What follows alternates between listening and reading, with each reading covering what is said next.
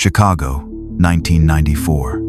In the heart of a community that fought for every scrap of hope, an entire kindergarten class vanished in the middle of a school day. They were erased by a system that chose paperwork over panic and convenience over compassion. For 2 years, a janitor, a man made invisible by his station in life, waged a quiet war against the silence. His observations dismissed, his warnings ignored.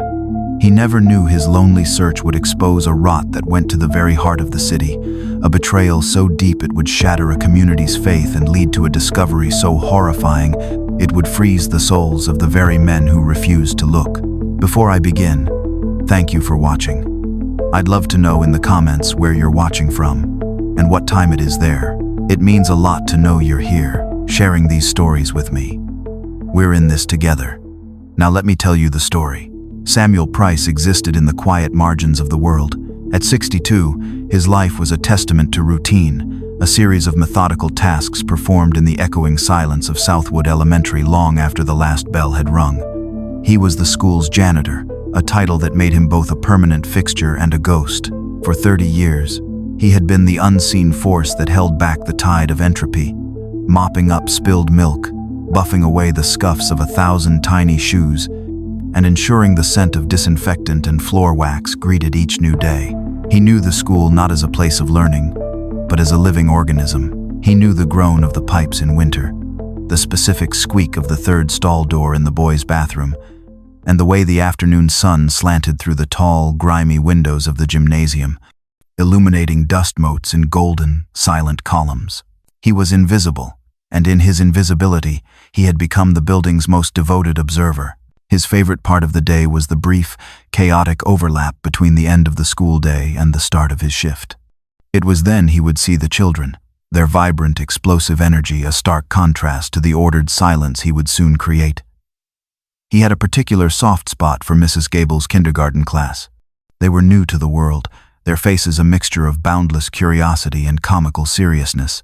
He'd watch them from the end of the hall, a silent, smiling guardian. He saw the little boy who always had a trail of crumbs on his shirt and the girl with mismatched ribbons in her hair. And he saw Maya Hayes, a bright-eyed little girl with a smile that could melt the grayest Chicago winter. She was Darnell's sister. Samuel knew Darnell from the neighborhood, a good kid who was always tinkering with cars. Maya had a habit of leaving a trail of glitter wherever she went, a small, shimmering reminder of her presence that Samuel would carefully sweep up each evening. To the children, he was just Mr. Samuel, a quiet, background figure. To the teachers and parents, he was a function, the man you called when a light bulb went out or a toilet overflowed. They spoke around him, through him, but rarely to him. Their conversations about lesson plans, school budgets, and weekend plans would drift past him as if he were a piece of the furniture, a silent witness to the daily dramas of their lives. Samuel didn't mind. He preferred the quiet. He had lost his wife, Sarah, a decade ago, and the silence of his small apartment was a heavy, suffocating thing. The ordered, purposeful silence of his work was different. It was a comfort. Here, he was in control. Here, he had a purpose. He was the keeper of the building, the guardian of its secrets, the invisible man who saw everything. He just never imagined he would be the only one to see the beginning of the end. The shriek of the fire alarm was a familiar, jarring sound, a planned intrusion on the mundane rhythm of a Tuesday morning. It was the third fire drill of the school year, a routine exercise in controlled chaos. Samuel was in the main hallway, his cart of supplies parked against the wall as the first classroom doors began to open. He watched the well-practiced ballet unfold. Teachers herding their lines of students, small hands on the shoulders of the child in front, their voices a mixture of calm instruction and gentle chiding. Inside voices, please, stay with your buddy. The building emptied with a surprising speed, the sound of hundreds of shuffling feet echoing on the linoleum. From his vantage point, Samuel had a clear view of the main corridor. He saw the first graders, the second graders, all marching with a kind of solemn importance toward the main entrance and the designated meeting spot on the front lawn. But then, he noticed something different. Mrs. Gable's kindergarten class, emerging from the wing to his left, wasn't heading for the main entrance. They were being directed by a man Samuel didn't recognize. He wasn't a teacher. He was dressed in a plain work uniform, dark pants, and a gray shirt, and held a clipboard with an air of brisk, official confidence. He was gesturing for Mrs. Gable and her young aide to lead their line of 18 small children not toward the front, but toward a side maintenance exit, a heavy steel door that led to the service alley near the boiler room. Samuel frowned. It was a deviation from the established protocol. Every drill he had ever witnessed had used the main exits. But procedures changed. Perhaps it was a new, more complex drill, designed to test alternate evacuation routes. The man with the clipboard looked like he belonged. He had the easy, unquestioned authority of someone in charge. Mrs. Gable, a young, earnest teacher who always followed the rules, seemed to be questioning him, her expression a mixture of confusion and deference. The man pointed to his clipboard, said something brief and authoritative, and she nodded, turning to her aide and her line of small, trusting children. They followed him, their colorful backpacks a bobbing, innocent line, and disappeared through the steel door. Samuel watched them go, a flicker of unease in his gut.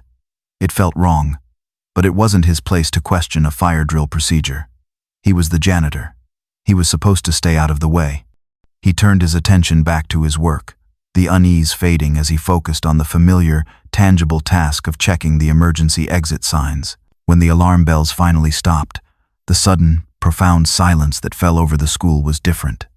It wasn't the usual post-drill silence, which was quickly filled by the returning chatter of children. This was a deeper, colder silence. It was the silence of something missing. A silent alarm had begun to sound, a low, ominous hum that resonated deep in Samuel's bones, a feeling that a wire in the fabric of his well-ordered world had just been irrevocably snipped. The initial discovery was a slow, creeping dawn of horror, not a sudden thunderclap. It began as a murmur in the principal's office, a discrepancy in the head count. One class, Mrs. Gable's kindergartners, had not returned from the drill. The murmur grew into a frantic buzz, the sound of a beehive being kicked over. Parents began to arrive for the end-of-day pickup, their faces etched with the usual mix of fatigue and anticipation. But their children weren't there. The buzz of concern became a roar of raw, primal panic. Darnell Hayes, having just gotten off his shift at the auto shop, was one of the first family members to arrive, his easy smile fading into a mask of cold dread when he was told his sister, Maya, was unaccounted for. The police response was sluggish, confused. The initial officers on the scene were overwhelmed by the chaos, their attempts to calm the frantic parents only fanning the flames of their terror. Then, the first piece of the paper wall was erected. The school's attendance secretary, flustered and in tears, produced an attendance sheet for Mrs. Gable's class. Next to each name was a neat, clinical notation: dismissed early, field trip to Museum of Science and Industry, 10:30 a.m. The document was a forgery, an expert piece of bureaucratic sabotage, but in the chaos, it was a lifeline for the overwhelmed authorities. It suggested a mix-up, a colossal failure in communication, but not an abduction. It was a story that was manageable. Into this storm of confusion and grief walked Councilman Richard Cole. He was the image of calm, compassionate leadership. He moved through the crowd of distraught parents, his hand on a shoulder here, a quiet, reassuring word there. He was one of them, a son of the South Side who had made good, their advocate at City Hall. They trusted him. "We will get to the bottom of this," he announced, his voice a steady, authoritative balm.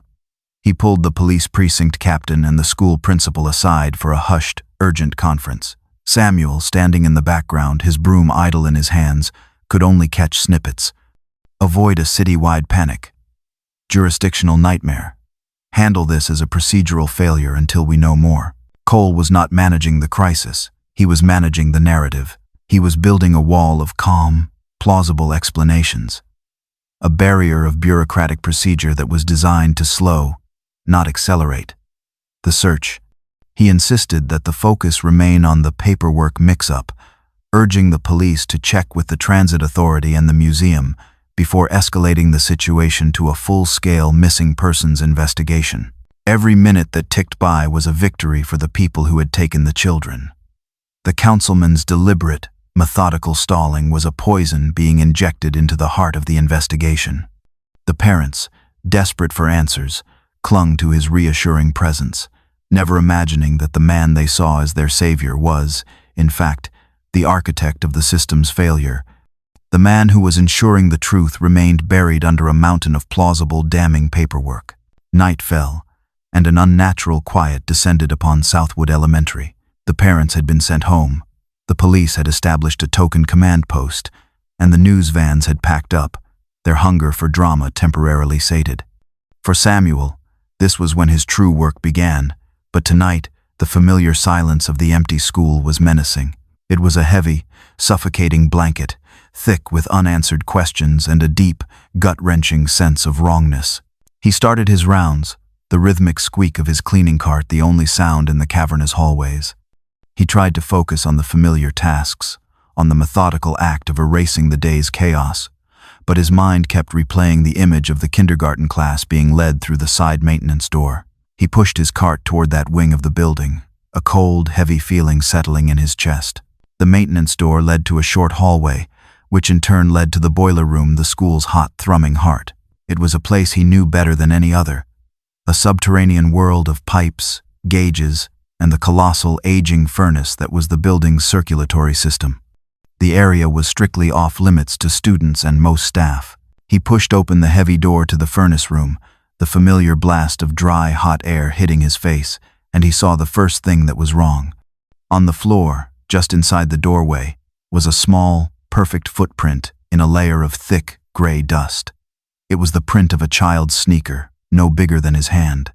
This area was always coated in a fine layer of dust from the ventilation system, a carpet of neglect he cleaned only once a month. No child should have ever been in here. His heart began to beat a little faster.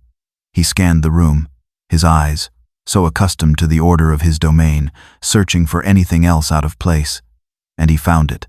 Tucked behind a large, sweating condensation pipe near the main boiler unit was a small, brightly colored plastic straw, the kind that came with a juice box.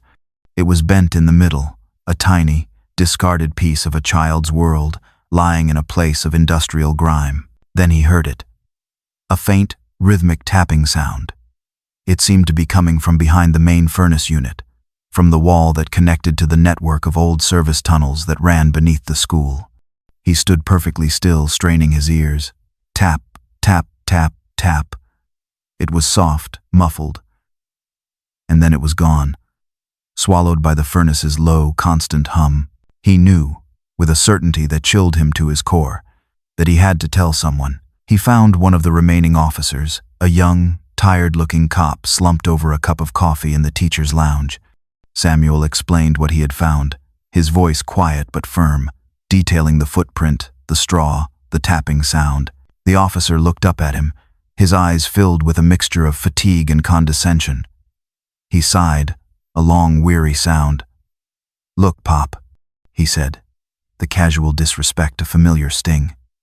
"It's an old building. The pipes make noise. A kid probably snuck in there last week. It's nothing." He waved a dismissive hand. "We've got real leads to follow. Go on home." Samuel stood there for a moment, the officer's words hanging in the air. He was the janitor, the old man, the ghost who haunted the hallways at night. He had just offered the first real, tangible clues to the greatest tragedy in the school's history, and he had been dismissed with a tired sigh and a wave of the hand. He was invisible, and in that moment, he realized with a cold, terrifying clarity that the children had been made invisible, too. The official investigation, hamstrung from the start by Councilman Cole's narrative of a procedural error, quickly devolved into a bureaucratic farce. Days turned into a week, and the search remained a listless, uncoordinated effort. The police were looking for a lost class, not an abducted one. They were chasing phantom school buses and non-existent museum reservations, their energy deliberately misdirected, their resources squandered. Samuel saw the truth. He saw the lazy assumptions, the jurisdictional squabbling, the systemic indifference that was allowing the children to vanish into a fog of paperwork. He knew that the footprint, the straw, and the tapping he had heard were not just clues. They were the beginning of a thread, and no one else was willing to pull on it. He went to a corner store and bought a simple, college-ruled spiral notebook and a pack of ballpoint pens. That night, after his shift, he sat at his small kitchen table, the silence of his apartment pressing in on him. He opened the notebook to the first page, his large, calloused hands, so used to the grip of a broom handle, feeling clumsy around the delicate pen. He began to write. He wrote down the date and the time of the fire drill. He described the unfamiliar volunteer and the direction he had led the children. He detailed his discoveries in the furnace room with a painstaking precision. The location of the footprint, the color of the juice box, straw, the exact time he had heard the tapping sound, and the rhythm of the taps themselves. The act of writing it down was an act of defiance. It was a refusal to let the truth be erased. The spiral notebook became his silent partner, his confidant, the one place where his observations would not be dismissed or mocked. It was his own private investigation. His nights at the school took on a new, urgent purpose. He was no longer just a janitor. He was a sentry. He began to document every anomaly. He noted the arrival of a plain white cargo van from Mallory's Best BBQ at the rear maintenance gates late one Thursday night, long after any legitimate delivery should have been made. He jotted down the license plate. He started paying closer attention to the sounds from the furnace room. The tapping had stopped, but it had been replaced by a low, industrial humming noise that would start and stop at odd, late-night hours.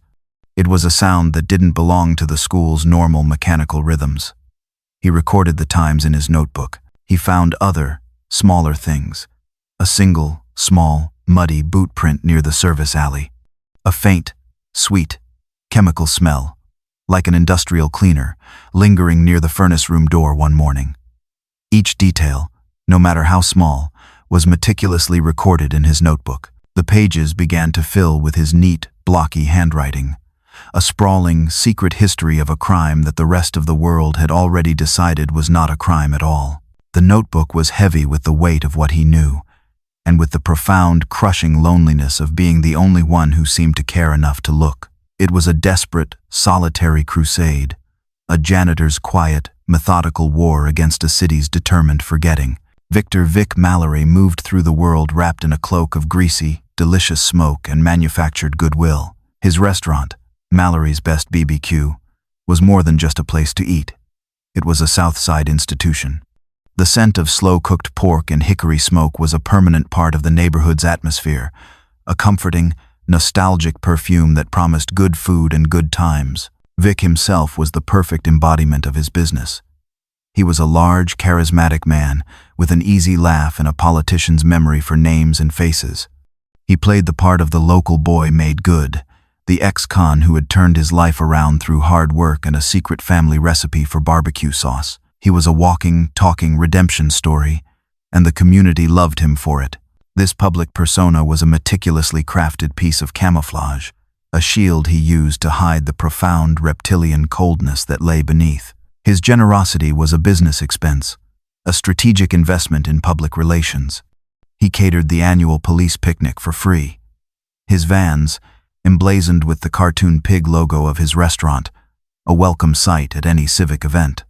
He would stand at the grill himself, sweat beading on his forehead, laughing and joking with the very officers who should have been investigating him. They saw him as one of the good guys, a friend to the force. His most cynical and most effective performance came in the weeks after the children disappeared. He organized a fundraiser at his restaurant, with all proceeds going to the Southwood Elementary Family Fund. He stood before the local news cameras, his face a mask of solemn, neighborly grief, and spoke of the need for the community to come together in this unimaginably tragic time. He donated $10,000 of his own money, a grand, public gesture that cemented his status as a local hero. No one questioned the constant, late-night deliveries to his smokehouse. No one looked too closely at the industrial-grade freezers or the high-temperature incinerating smokers he had installed in the back. It was all part of the business, the necessary, unseen machinery that produced the city's best ribs.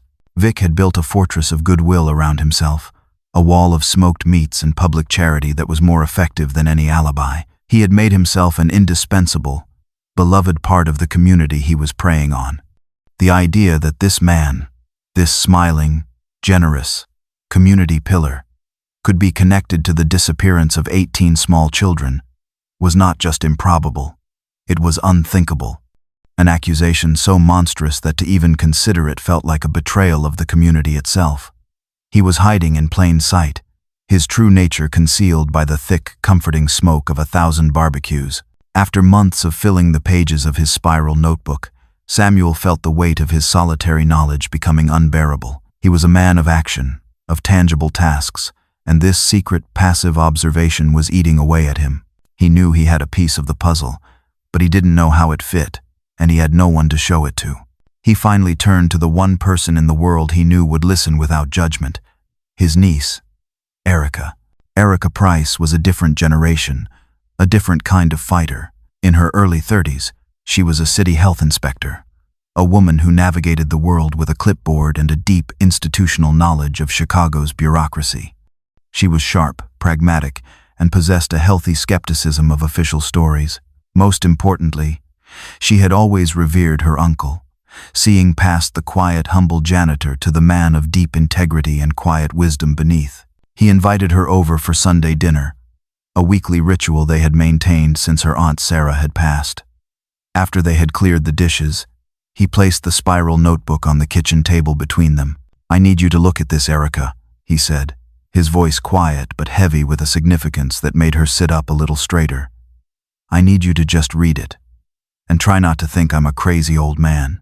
Erica opened the notebook. She saw her uncle's familiar, neat, blocky handwriting, but the content was a chilling departure from the gentle man she knew. She read about the fire drill, the strange volunteer, the footprint, and the juice box straw. She read the meticulous dated entries about the humming sounds from the furnace room and the detailed log of the Mallory's best BBQ van, complete with license plate numbers and the exact times of its late-night visits. She didn't see the ramblings of a paranoid old man. As a health inspector, her mind was trained to find patterns in the mundane, to see the story told by delivery manifests and sanitation logs. She saw her uncle's notebook not as a collection of wild accusations, but as a data set. It was a primary source document, a meticulous timeline of eyewitness observations that the police had been too arrogant and prejudiced to collect themselves. When she finished reading, she closed the notebook and looked at her uncle. The look in her eyes was not one of pity or concern for his mental state. It was one of cold, simmering rage. "They dismissed this?" she asked, her voice tight. "They dismissed you? They see a janitor, baby girl," Samuel said with a sad, tired shrug. "They don't see a witness." "Well, I do," Erica said, her voice ringing with a new, fierce determination. "And I know how to make other people see it too. This," she tapped the cover of the notebook, "is evidence. And I know how to follow evidence." That night, a partnership was forged at that small kitchen table, an alliance between the old man who saw what happened on the ground and the young woman who knew how to navigate the paper trails of the city that had tried to erase the crime. For the first time in months, Samuel felt a flicker of hope. He was no longer a solitary whisper. His voice now had an amplifier.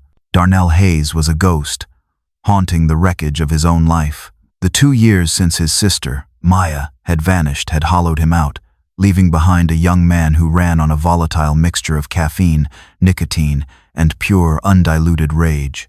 His job as an auto mechanic, once a source of pride, was now just a series of mindless, physical tasks that kept his hands busy while his mind endlessly replayed the last time he had seen his sister, her face bright with excitement as she showed him a new drawing she had made at school. He had become a fixture in his own right, a tragic, familiar figure in the neighborhood. He was the angry young man who would still, 2 years later, get into shouting matches with the police at community meetings. He was the grieving brother who would periodically paper the neighborhood with new, crisply printed flyers of Maya's smiling face, a desperate, defiant act against a city that had long since moved on. His grief was a raw, open wound, and his anger was the only thing that kept him from falling into the abyss of complete despair. Samuel had watched Darnell from a distance, his heart aching for the young man's pain. He knew that approaching him with theories and a notebook full of observations would be pointless. Darnell's grief was too raw for theories. He needed something tangible. He needed proof. One cool autumn evening, Samuel found Darnell working late at the garage, his knuckles bloody as he wrestled with a stubborn bolt on an engine block. Samuel approached him quietly, not with words, but with an object held in the palm of his calloused hand. It was a small, tarnished piece of a silver chain, with a single, tiny, star-shaped charm still attached. It was grimy and bent, but unmistakable. "I found this," Samuel said, his voice a low, gentle rumble. "In the school, in a grate near the furnace room." Darnell looked up from his work, his eyes red-rimmed with exhaustion and sorrow. He stared at the object in Samuel's hand. He didn't move for a long moment. Then, with a trembling hand, he reached out and took it. He turned the small charm over in his fingers. "It was Maya's," he whispered, his voice cracking, the raw anger in his face crumbling to reveal the profound, bottomless grief beneath. "I gave it to her, for her 6th birthday. It was her favorite." He closed his fist around the tiny piece of his sister, the cold metal a sharp, painful reality in his palm. This was not a memory.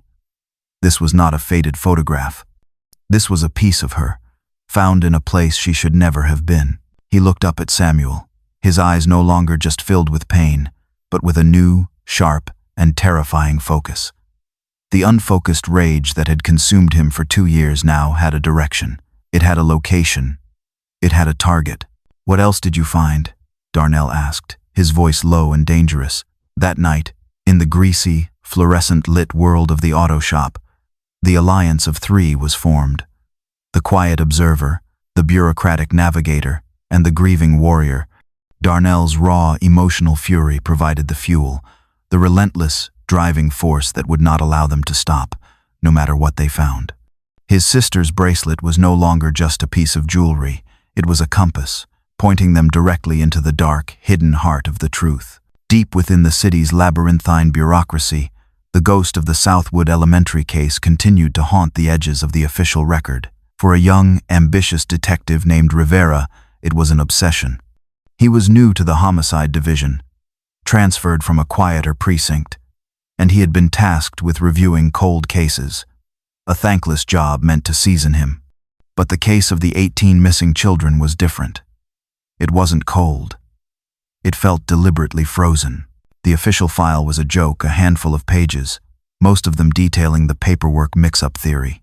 There were no witness statements of any substance, no forensic reports, no real investigation to speak of. It was the absence of information that screamed at him. Rivera started digging, quietly, on his own time. He reread the initial officer's notes and found the brief, dismissive mention of the janitor. He found it strange that the one eyewitness on site who had reported anomalies had never been formally interviewed. He started to feel the faint, unmistakable outline of a cover-up. His inquiries, however quiet, did not go unnoticed.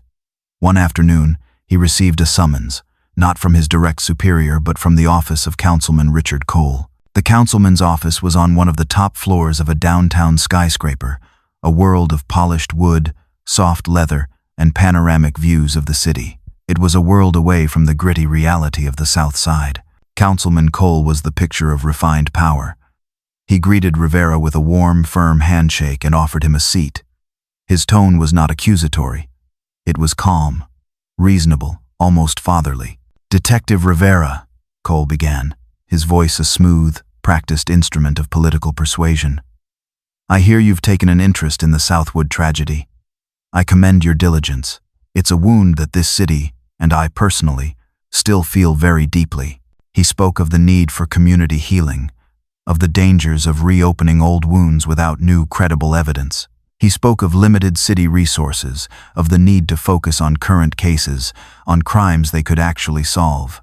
"A young detective's career is built on results," Cole said, his gaze steady and meaningful. "Chasing ghosts from a 2-year-old case, a case that was thoroughly investigated." He let the sentence hang in the air. It could be seen as a poor use of your talents. It could send the wrong signal to your superiors. The threat was unspoken, but it was as clear as the city skyline behind him.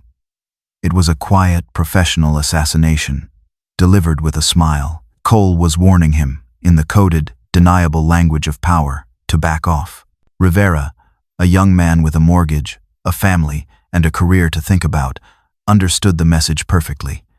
He was being warned away by one of the most powerful men in the city. To continue would be an act of professional suicide. He left the councilman's office feeling a profound, sickening sense of defeat. He knew with an absolute certainty that Cole was part of the lie. The man's calm, reassuring demeanor was a mask, hiding a secret he was willing to destroy careers to protect. That afternoon, Detective Rivera was officially reassigned to a task force on auto theft. The Southwood Elementary file was taken from his desk and reclassified in the system as permanently inactive. The last, faint hope of an official investigation had been snuffed out by the very man the community had trusted to be its champion. The betrayal was complete. The fortress of lies was now, officially, impenetrable. The school became a living tomb for Samuel. Every night, as he walked the empty, silent hallways, he felt the ghosts of the missing children all around him. He would see a phantom flash of Maya Hayes' glitter on the floor or imagine the faint echo of their laughter in the gymnasium. His work, once a source of comfort and order, was now a nightly vigil in a place of profound sorrow. The focal point of his torment was the furnace room. The sounds had changed. The initial, faint tapping had long since been replaced by a more sinister, industrial hum. It was a low, vibrational noise that would start up late at night, usually after midnight, and run for an hour or two before falling silent again. It was a sound of machinery, a sound of work being done. It was a sound that had no place in the school's normal, nocturnal symphony of groaning pipes and settling foundations. It was the sound of the secret. Sometimes, he would stand outside the furnace room door for hours, his ear pressed against the cold steel, just listening. The hum was a haunting, maddening thing. It was a constant, grim reminder that he was sleeping in his bed just a few miles away while something terrible was happening in the bowels of the building he was paid to protect. The humming became the soundtrack to his nightmares. He would dream of the furnace, its great metal mouth roaring, its belly filled with a darkness he couldn't comprehend. He would wake up in a cold sweat, the low, vibrational hum still echoing in his ears. His life had shrunk, his world now entirely consumed by his secret investigation. He stopped visiting friends. He barely ate. His conversations with his niece, Erica, and with Darnell were his only connection to the outside world, hushed, urgent meetings where they would pore over his notebook and the new scraps of information Erica had managed to uncover. He knew he was putting himself in danger. He had seen Vic Mallory's van enough times to know that the man was connected to whatever was happening in that room. He knew that Mallory was a dangerous man, an ex-con with a reputation, and he knew that Councilman Cole's involvement meant that the forces they were up against were powerful, connected, and utterly ruthless. But the ghosts of the children wouldn't let him rest. He felt a profound, crushing responsibility. He was the only one who had been there. He was the only one who had seen, the only one who had heard. Their memory, their stolen lives, had been entrusted to him, the invisible man, and he would not, could not, abandon them, even if the humming in the dark was a constant, terrifying reminder of the monster he was hunting. Erica Price's fight took place in a world of digital files and paper archives, a sterile, bureaucratic battleground far from the grime of the furnace room. She took her uncle's raw, on-the-ground observations and began to build a scaffold of official, undeniable data around them. Working late into the night, after her own long days of inspecting restaurant kitchens and daycare centers, she used her city access to dive into a rabbit hole of public records. She started with Mallory's Best BBQ. On the surface, it was a model business, its permits in order, its taxes paid. But as she dug deeper, the anomalies began to appear. She pulled the company's vehicle registration records and confirmed that the license plate her uncle had meticulously recorded belonged to one of Vic Mallory's refrigerated cargo vans. Then she cross-referenced the business's city-wide catering permits with its health inspection logs and delivery manifests. A chilling pattern began to emerge. Mallory's official business was booming. He had contracts all over the city, but his van's GPS-tracked routes, logged for insurance purposes, often showed them in locations for hours at a time where they had no official business. They would be parked in quiet industrial areas or in the residential alleys of neighborhoods far from their scheduled deliveries. Then came the breakthrough. Erica had a friend who worked in the police department's records division, a woman who owed her a favor. On a promise of absolute anonymity, Her friend ran a search, cross-referencing the dates and locations of Mallory's ghost deliveries with the city's database of unsolved missing child cases from the past 2 years. The result was a map that made the blood run cold in Erica's veins. On 3 separate occasions, one of Vic Mallory's vans had been parked within a 2-block radius of the location where a child had vanished, all during the precise time window of their disappearance. These were not the Southwood children. These were other, forgotten cases, individual tragedies that had never been connected. The Southwood disappearance was not an isolated event. It was the largest, most audacious part of a larger, ongoing, and horrifyingly mobile operation. The school, with its old unmapped service tunnels and its powerful industrial furnace, wasn't just the scene of the crime. It was a hub. It was a disposal site. Erica printed the maps, the timelines, the delivery logs. The data was cold, dispassionate, and utterly damning. It transformed her uncle's suspicions from the realm of possibility into the realm of statistical certainty. They were no longer hunting a ghost who had struck once. They were tracking a predator who was still active, a monster who used a fleet of barbecue vans as his own personal, rolling hunting blinds. The pattern was clear, and it was a pattern of pure, unimaginable evil. By the autumn of 1996, 2 years after the disappearance, the fortress of lies seemed complete and unassailable. The story of the lost kindergarten class had faded from the front pages, becoming a sad, cautionary piece of local history, a wound that the city had decided was best left to scar over. Vic Mallory's star had only risen. He was in the process of expanding his business, opening a second BBQ restaurant in a trendy North Side neighborhood. His reputation as a generous, community-minded businessman was solid gold. He was a regular fixture in the local society pages, his arm draped around the shoulders of politicians and police chiefs, his broad, easy smile the very picture of success.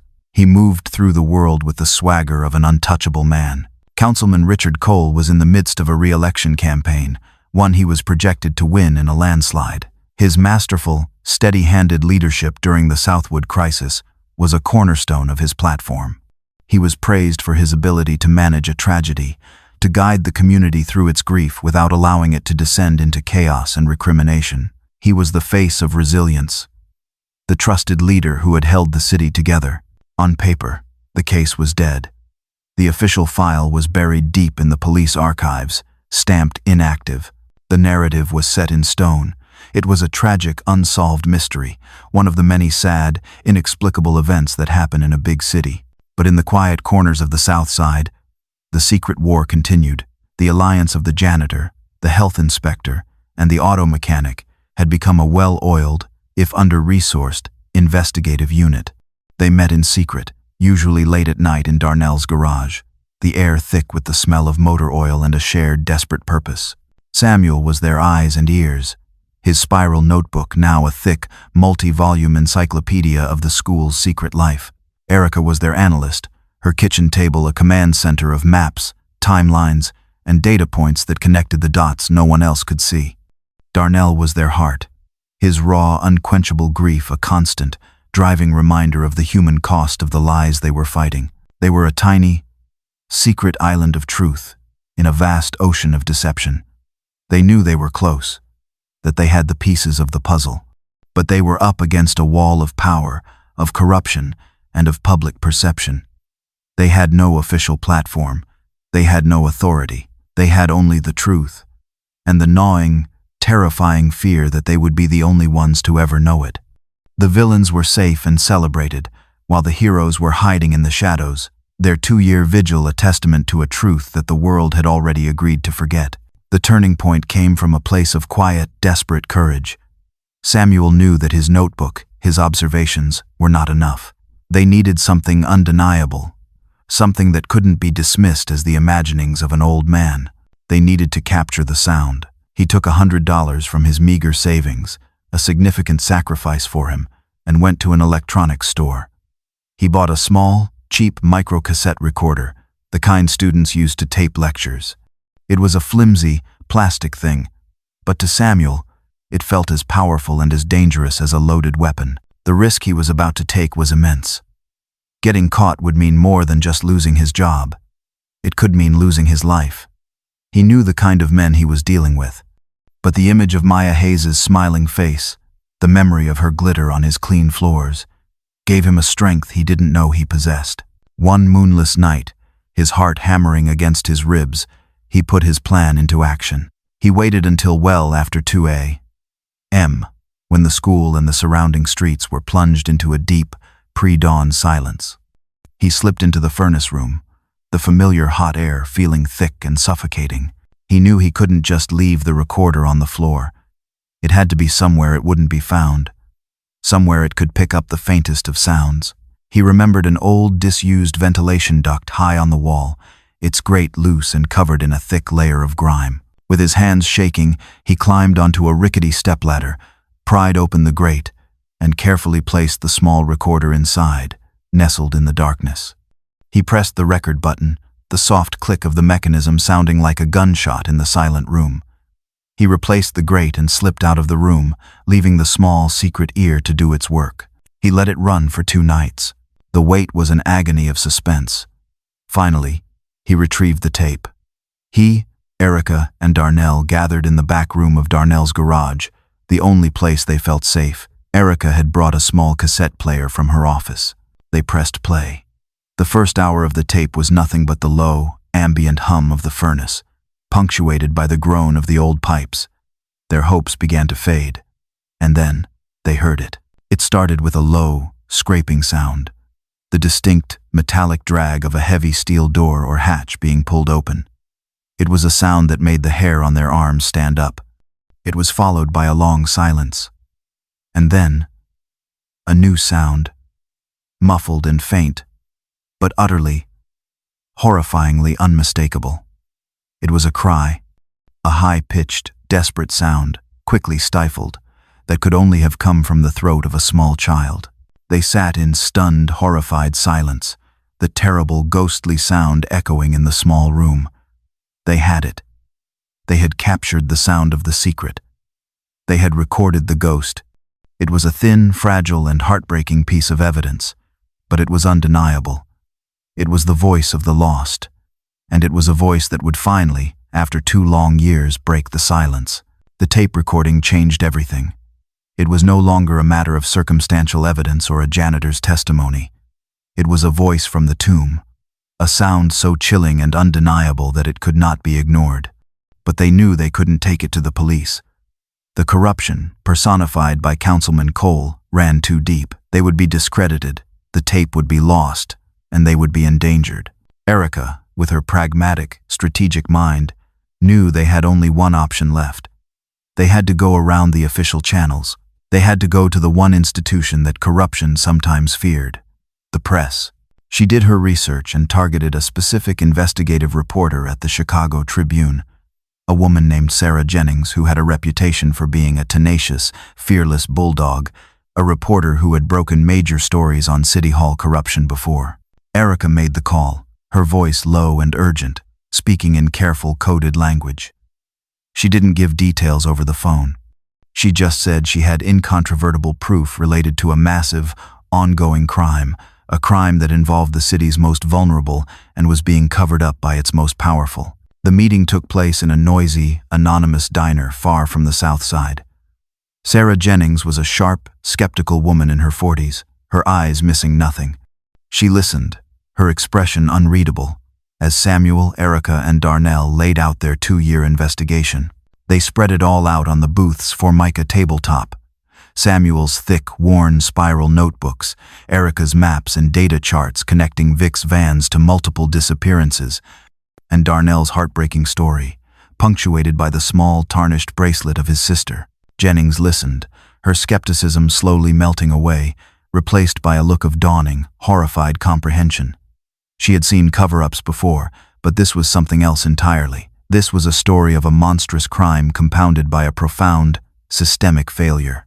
Then, they played the tape. Erica placed the small cassette player on the table. In the noisy diner, the sound was thin and ghostly, but it was clear enough. The metallic scrape, the muffled, terrified cry. Sarah Jennings leaned back in the booth, her face pale. She was no longer a skeptical reporter.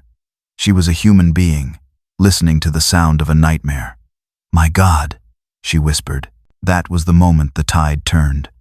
Jennings knew this was the story of a lifetime, a story that could bring down powerful men and expose a rot at the city's core. She promised the trio her protection and the full, formidable resources of the newspaper. The next Sunday, the story broke. The front page of the Chicago Tribune was a bombshell. "The Ghosts of Southwood," the headline screamed. 2 years later, a janitor's secret notebooks and a haunting tape recording accuse a city of forgetting 18 children. The story was an explosion. It was picked up by the national news. The city, which had so comfortably forgotten, was now forced to remember and to answer for its forgetting. The public pressure was immediate, immense, and overwhelming. The wall of silence had been shattered. The media firestorm was a thing of terrifying, beautiful power. The story, now being told on every news channel and in every newspaper, was no longer just about the missing children. It was about the janitor who was ignored, the brother who never gave up, the niece who found the pattern, and the councilman who had lied to them all. Councilman Cole's carefully constructed image shattered overnight. He was hounded by reporters, his public appearances devolving into a frantic scramble away from shouted questions about his connection to Vic Mallory and his role in stalling the investigation. His calm, reassuring demeanor was replaced by the panicked, hunted look of a guilty man. The Chicago Police Department, publicly shamed and exposed for its gross negligence, was forced into action. A new, high-level task force was formed, with detectives brought in from outside the precinct, their mandate clear: find the truth, no matter where it leads. For the first time, Samuel Price was not just listened to, he was revered.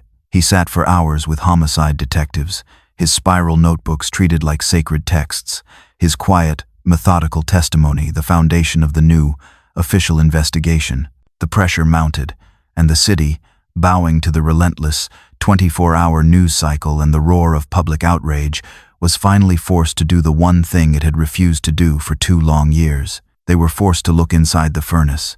The day they unsealed the furnace room was a media circus. News vans and satellite trucks choked the streets around Southwood Elementary, their cameras all pointed at the small, unassuming maintenance door at the side of the school. A team of forensic investigators, dressed in white hazmat suits, filed into the building. They were accompanied by homicide detectives, including a grim-faced Detective Rivera, who had been brought back onto the case, his earlier suspicions now tragically vindicated. Samuel, Erica, and Darnell stood across the street, behind the police barricades, part of the crowd of onlookers, their 2-year secret now the city's most public obsession.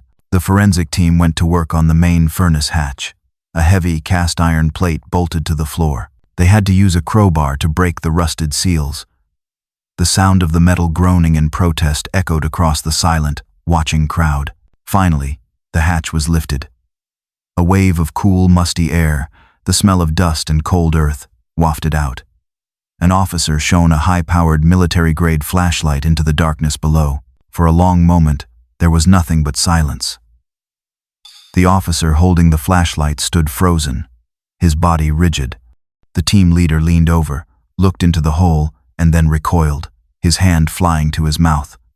A wave of hushed, horrified whispers rippled through the team. The flashlight beam had illuminated a scene from a nightmare. The crawl space beneath the furnace was not empty. It was filled with the debris of stolen lives. Small, charred fragments of colorful children's clothing. The melted, distorted shapes of plastic toys and lunchboxes. And bones, a horrifying, impossible collection of small human bones mixed with ash and grime. They had found them. They had found the children. Not alive, not safe, but here, in the dark, hidden heart of the school, where they had been all along, waiting for someone to finally look. The janitor's whispers had become a roar, and that roar had led them to hell. The final act was not a rescue, it was a reckoning. The discovery in the furnace room sent a shockwave of grief and rage through Chicago that was so profound it felt like a physical earthquake. The city was unified in its horror, its sorrow, and its furious demand for justice. Vic Mallory was arrested at his smokehouse. He was in the middle of the lunch rush, his usual charismatic, smiling self, when a team of SWAT officers stormed the restaurant. They led him out in handcuffs, his face a mask of stunned disbelief. the comforting scent of barbecue smoke now mingling with the stench of his monstrous crimes. The investigation into Councilman Richard Cole was swift and brutal. His offices were raided, his financial records seized.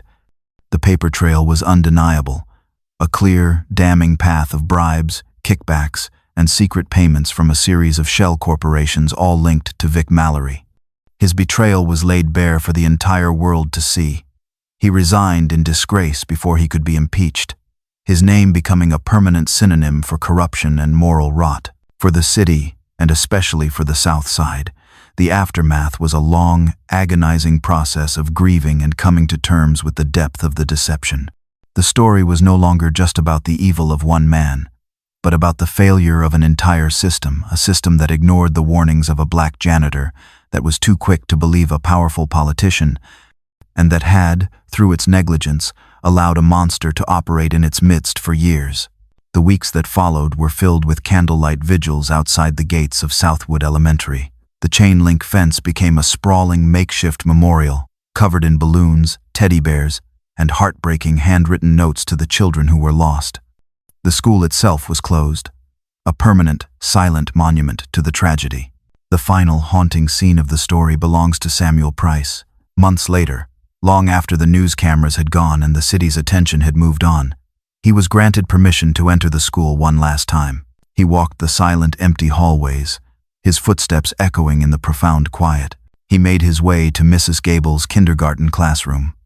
The room had been preserved as a crime scene, but now it was just an empty, silent space.